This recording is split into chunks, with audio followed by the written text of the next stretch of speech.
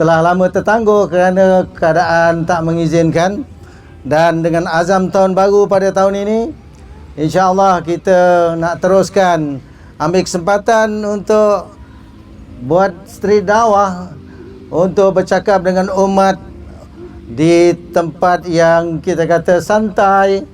Semoga dengan kita mengambil angin waktu malam, duduk rehat, dan saya cakap dengan tim baskers tadi, kita koordinat ya, bagi saya laluan sekejap, lebih kurang setengah jam. Lepas tu tim baskers akan teruskan juga dia punya program sebagaimana biasalah ya. Baik muslimin muslimat, para pendengar yang hadir, pada malam ini saya ingin berkongsi sesuatu yang kita sepatutnya tidak lupa. Apa dia? Iaitu pesanan Allah SWT dalam Al-Quran, untuk apa kita diciptakan. Dalam satu ayat firman Allah Ta'ala, A'udzubillahi minasyaitonirrajim, wa ma khalaqtul jinna wal ins illa liya'budun. Sadaqallahul azim.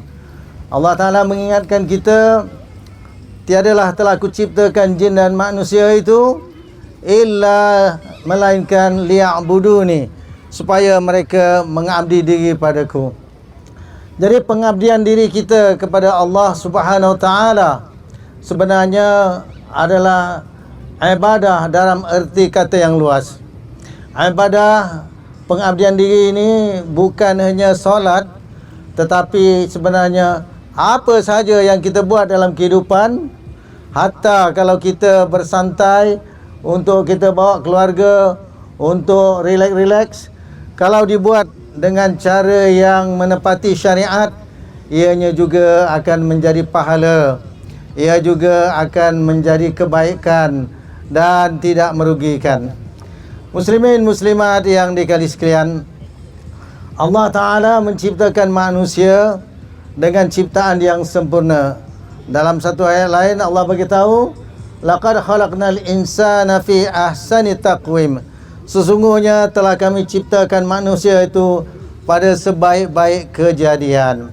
Jadi kalau kita lihat diri kita, sebenarnya kita dicipta dengan sangat sempurna dan sangat teratur.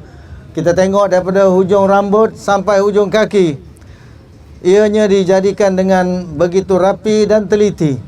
Dan kita tahu ianya bukan dengan kejadian tiba-tiba, tapi sebenarnya adalah diciptakan oleh Tuhan pencipta alam semesta. Untuk manusia mengabdi diri kepada Allah, sebenarnya manusia pertama sekali kenalah mempunyai satu keyakinan, iaitu yang kita kata keimanan. Keimanan ini kena dibina di dalam diri kita. Sebab apa? Kita tidak boleh bertaklid buta, ikut-ikut sahaja, agak-agak atau teka-teka. Dalam ilmu tauhid yang kita semua pernah belajar ataupun telah belajar, sebenarnya kita diajar bagaimana untuk membuktikan adanya Tuhan pencipta alam semesta.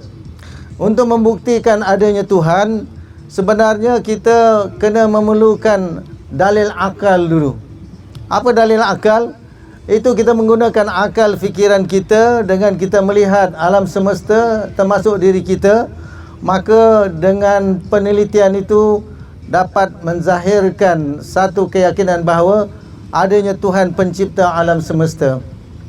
Jadi untuk menggunakan akal fikiran, maka kita sebagai manusia, kita perlu tahu apa yang perlu ada supaya akal fikiran itu dapat digunakan dengan sempurna, dengan betul dan dengan teratur. Baik, dalam Al-Quran Allah Ta'ala ada sebut apa fungsi akal fikiran itu. Dalam satu ayat firman Allah Ta'ala, afalam yasiru fil ardi fatakuna lahum qulubun ya'qiluna biha. Apakah tiada mereka berjalan di atas muka bumi, maka ia adalah bagi mereka qulub, jantung kalbu, hati nurani, akal fikiran, ya'qiluna biha, mereka berakal dengannya. Jadi kita gunakan qulub kita, hati nurani, jantung kalbu untuk kita mengerti dan faham. Untuk akal fikiran berfungsi, maka ada beberapa elemen yang perlu ada. Ini adalah sesuatu yang mungkin kadang-kadang jarang dibincangkan. Jadi para ulama Islam telah membuat penelitian dan rumusan untuk akal fikiran berfungsi dengan betul dan sempurna. Pertama sekali, otak mesti bekerja, mesti berfungsi. Otak yang sehat, otak yang tak sakit, otak yang dia boleh berfikir. Jadi otak manusia penting. Kerana apa? Kerana dia boleh menyimpan maklumat. Otak juga sebenarnya adalah untuk memproses. Jadi untuk itu otak tidak boleh kosong. Elemen kedua yang perlu ada dalam diri manusia adalah maklumat ataupun informasi. Jadi kalau otak yang kosong, kalau kita tanya, dia blank. Tak tahu apa nak cakap, tak tahu apa nak jawab. Tetapi kalau dia ada informasi, dia ada maklumat, dia ada data, maka barulah dia boleh kaitkan sesuatu itu dengan apa yang dia telah tahu. Ataupun dalam bahasa Arab dia panggil maklumat sabiqah. Itu maklumat yang terdahulu. Jadi bagaimana ilmu, bagaimana maklumat ini dimasukkan ke dalam otak manusia? Dia mestilah melalui panca indera. Panca indera ni dia input device. Maka apa panca indera? Ada 5. Mata melihat, telinga mendengar, apa lagi? Hidung kita boleh menghidu, ya, lidah kita boleh merasa, dan satu lagi apa? Ya, kulit kita juga boleh dapat rasa panas ke, rasa sejuk. Maka ni 5 panca indera. Dengan panca indera ini manusia boleh melihat sesuatu. Oh, ada benda yang dia nampak bergoyang.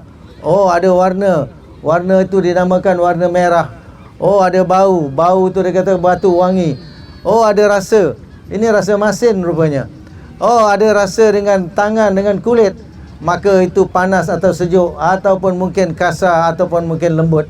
Maka dengan panca indera ini kita masukkan maklumat dan simpan di dalam otak kita. Dan bila kita jumpa satu perkara atau dengar satu perkara, maka kita boleh recall. Oh, itu kita dah belajar dulu. Itu namanya pokok. Oh, itu yang kita dengar tu apa? Itu bunyi burung. Burung apa tu? Oh, itu burung gagak. Kerana apa? Maklumat-maklumat yang telah kita dengar, telah kita lihat, maka kita simpan di dalam otak kita, dalam di dalam otak, dalam memori kita. Maka perkara yang keempat, manusia perlu ada untuk dia berfikir adalah apakah bendanya, apakah realitinya. Jadi dengan kita melihat sesuatu, maka kita lihat, oh, itu ada benda sedang bergerak. Maka nak pastikan benda bergerak itu apa? Maka kita melihat, oh, rupanya ada pokok yang sedang digoyang. Digoyang oleh apa? Yang digoyang oleh angin. Jadi kita mula berfikir mengenai realiti, mengenai sesuatu perkara yang kita lihat. Jadi hari ini kita nak mengajak manusia berfikir bagaimana nak buktikan adanya Tuhan pencipta alam semesta. Jadi kita melihat alam sekeliling kita ini, kalau kita lihat benda-benda bikinan manusia, ada lampu, ada telefon, ada kereta, ada basikal, ada motor, maka kita tahu benda-benda yang kita lihat itu ianya diciptakan oleh orang yang bijaksana. Mana tidak kita kata bijaksana, kerana apa? Nak buat kereta, nak buat basikal, nak buat jam, nak buat telefon, mesti orang yang bijak, yang dia gabungkan ilmu sains dari sudut fiziknya, dari sudut chemistry-nya, dari sudut mungkin kita kata elektriknya. Jadi gabungan-gabungan itu akan menghasilkan apa yang kita kata benda-benda yang canggih dan hebat dalam kita punya penelitian. Itu perkara bikinan manusia, termasuklah kapal terbangnya, termasuklah roketnya. Maka bikinan manusia pun kita tahu bahawa mesti dibuat, dicipta, dijadikan oleh orang yang hebat. Cuba kita lihat pula, bukan bikinan manusia, apa dia? Ya, pokok kayu, binatang, bahkan diri kita. Maka kalau kita lihat diri kita ni, maka kalau jari kita ni lah kalau putus, ada tidak saintis ke, ada tidak hospital ke, ada tidak kedai ke yang boleh buat yang ada jual? Sebenarnya tidak. Kerana apa? Kerana jari kita ni bukan ciptaan manusia, tetapi dia ni diciptakan oleh pencipta yang maha hebat. Kerana ianya sangat rapi kejadiannya dan mustahil dapat diganti, dibuat oleh makhluk. Maka manusia seluruh tubuh badannya kita tahu ia sangat rapi kejadiannya, dijadikan oleh pencipta yang maha hebat. Kalaulah kita lihat diri kita, kalau kita lihat kepada binatang pun begitu juga. Binatang kucing ke, ayam ke, kambing ke, kita tahu itu bukan bikinan manusia, tetapi dia ni diciptakan dan dia ni berjalan di atas falak dia. Yang Allah kata, ya kullun fi falakin yasbahun, setiap sesuatu tu berjalan di atas falak dia. Maka binatang, pokok kayu, diri kita, bulan, bintang, matahari, ini semua adalah makhluk yang diciptakan, yang dijadikan, bukan jadi dengan tiba-tiba. Jadi yang menciptakan, yang menjadikan, yang mereka bentuk, yang kita kata sangat hebat kejadiannya itu, kuasa yang maha hebat, itulah dikatakan Tuhan. Tuhan pencipta alam semesta. Jadi kalau kita menggunakan akal fikiran kita, kita lihat apa yang ada sekeliling kita, baik daripada yang kecil maupun yang besar, termasuklah bulan, bintang, matahari, itu semua adalah ciptaan-ciptaan, penciptaan yang sangat hebat oleh Tuhan yang maha hebat. Siapa Tuhan yang menciptakan segala alam semesta ini? Yang ini kalau manusia fikir sendiri, maka dia tak akan jumpa jawapan. Ibarat kata ginilah, kalau saya tanya kepada antum semua, tahu tak siapa nama ibu saya? Mesti orang tak boleh nak jawab. Walaupun dia boleh susun huruf A sampai Z, penat dia menyusun dan mengagak, maka mungkin tak jumpa jawapan sebenar. Tapi kalau saya bagi tahu nama ibu saya Khadijah binti Ahmad, maka bila saya tanya balik, siapa nama ibu saya? Semua orang boleh jawab, kerana saya dah bagi tahu. Begitulah manusia, kalau dia memikirkan sendiri siapakah Tuhan pencipta alam semesta, dia tak akan jumpa jawapan. Tetapi bila Tuhan beritahu jawapannya dengan wahyu yang diturunkan, maka kita diberitahu bahawa inna rabbakumullah, sesungguhnya Tuhan kamu adalah Allah. Kita diberitahu melalui ayat dalam surah Al-Fatihah, alhamdulillahirabbil alamin, segala puji-pujian bagi Allah, Tuhan sekalian alam. Maka kita tahu Tuhan pencipta alam semesta adalah Allah Ta'ala, kerana Allah bagi tahu. Dan sebenarnya banyak lagi ayat-ayat Al-Quran yang menerangkan bahawa Allahul ladzi khalaqas samawati wal ardh wa ma bainahuma. Allah dialah Tuhan yang menciptakan langit-langit dan bumi dan apa yang ada di antara keduanya. Maka kita tahu bahawa Tuhan pencipta alam semesta adalah Allah Subhanahu wa taala. Kita tahu dari mana? Kita tahu dari wahyu yang Tuhan turunkan, iaitu Al-Quran. Maka step lagi satu yang penting yang perlu kita ketahui dan fahami, bagaimana nak buktikan Al-Quran ini benar-benar datang dari Allah, datang dari Tuhan pencipta alam semesta. Kerana apa? Kerana bila kita dapat buktikan dengan rasional, dengan satu pembuktian yang tidak ada keraguan bahawa Quran ini benar-benar datang dari Allah, maka apa saja yang Allah bagi tahu, maka kita akan kata sami'na wa ata'na. Kita dengar dan kita taat dan kita percaya. Tuan-tuan, puan-puan, muslimin, muslimat yang dikasihi sekalian, bagaimana nak buktikan Quran ini benar-benar datang dari Allah? Maka kalau kita yang tahu sejarah perihal Nabi yang diturunkan kepadanya Al-Quran, Nabi Muhammad sallallahu alaihi wasallam, maka kita tahu bahawa Nabi itu dia seorang yang ummi, orang yang bukan mahir dalam membaca dan menulis. Kalau kita tak mahir membaca, tak mahir nak menulis bahasa Tamil contohnya, macam mana nak karang kitab bahasa Tamil? Mustahil. Begitulah ya. Kalau kita kata Nabi yang ummi, dia pun tak pernah cakap bahawa dia mengarang Al-Quran, dan dia bagi tahu dia terima wahyu ini dari Tuhan dan ia disampaikan kepada manusia.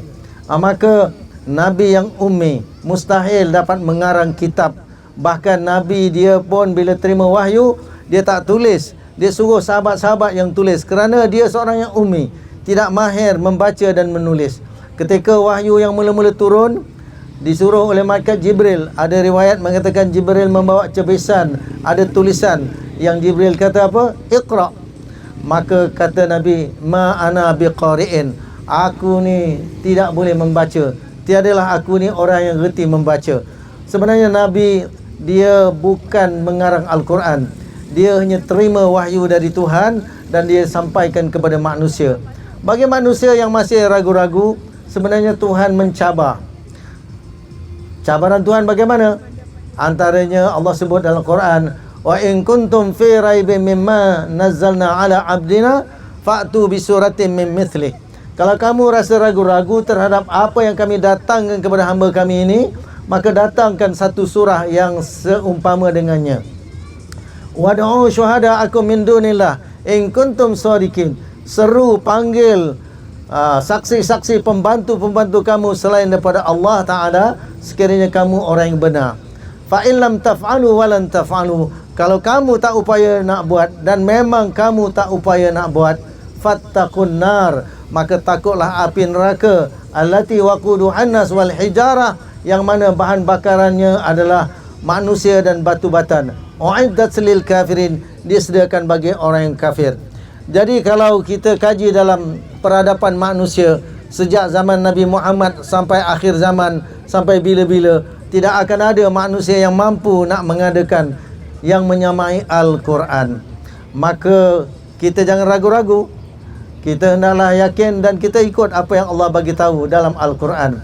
Maka di akhir zaman ini, dengan ada ledakan teknologi, sebenarnya ada banyak fakta-fakta sains yang baru ditemui. Contohnya mengenai laut yang bertemu tapi tak bercampur airnya. Bagaimana gunung yang dikatakan bergerak. Begitu juga bagaimana kejadian manusia dan perut ibu. Dengan teknologi moden, maka mereka dapati apa yang mereka temui semuanya telah disebutkan dalam Al-Quran.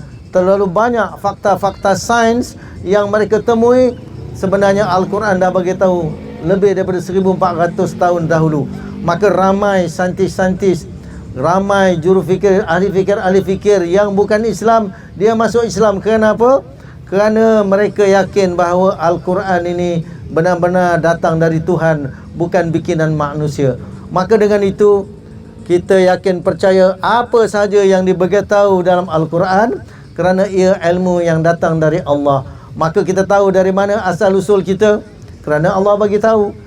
Di mana kita berada dan apa tugas kita, kerana Allah bagi tahu. Dan ke mana kita kesudahan selepas ini, maka semuanya Allah bagi tahu. Akan ada hari kemudian dan ada hari kita dihisap, dihitung selepas dunia dibinasakan, ataupun kita kata selepas dunia ini kiamat.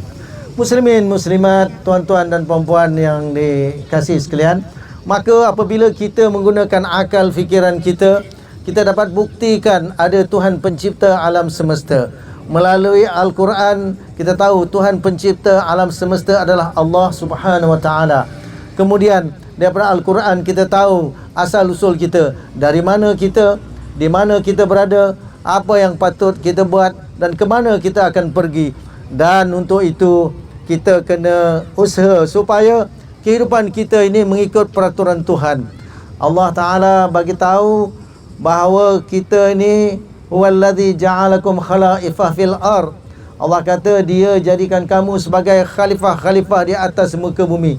Jadi untuk itu kita kena tahu macam mana tugas tanggungjawab sebagai khalifah Allah di atas muka bumi ini. Kita kena tahu apakah cara bagaimana nak mengabdi diri kepada Allah Subhanahu Wa Taala.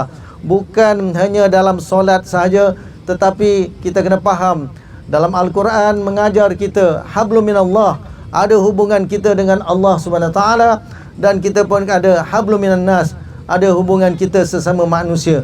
Jadi untuk itu kita mestilah berusaha untuk mengetahui apa yang ada dalam Al-Quran dan apa yang Nabi bagi tahu. Kenapa? Apa yang daripada Nabi sallallahu alaihi wasallam dalam hal agama ini, Allah kata apa? Wa ma yantiqu anil hawa in huwa illa wahyun yuha. tiadalah dia bercakap daripada hawa nafsunya, melainkan wahyu yang diwahyukan. Jadi untuk itu kita tidak ada pilihan lain melainkan kita kena berusaha untuk ada ilmu daripada Al-Quran dan As-Sunnah, supaya kita tahu bagaimana nak melalui kehidupan yang sangat sekejap ini, dan kita sampai masanya pasti akan kembali menghadap Tuhan Yang Maha Esa. Kullu nafsin dha'iqatul maut, setiap diri akan merasai kematian. Maka kita kena usahakan supaya kehidupan kita ini mengikut apa yang Allah telah syariatkan. Itu peraturan-peraturan yang Tuhan telah tetapkan. Termasuklah hablum minan nas, hubungan kita sesama manusia, dan juga bagaimana nak mengatur diri kita. Muslimin muslimat yang dikasihi sekalian, pada malam ini sebenarnya saya tidak maulah berceramah panjang, tapi memadalah dengan perkongsian asas, iaitu bagaimana kita perlu tahu dan faham membuktikan adanya Tuhan dengan dalil akli. Kemudian kita kenal Tuhan kita yang sebenarnya Allah SWT melalui dalil nakli, iaitu dalil yang dinukilkan ataupun yang diwahyukan kepada kita.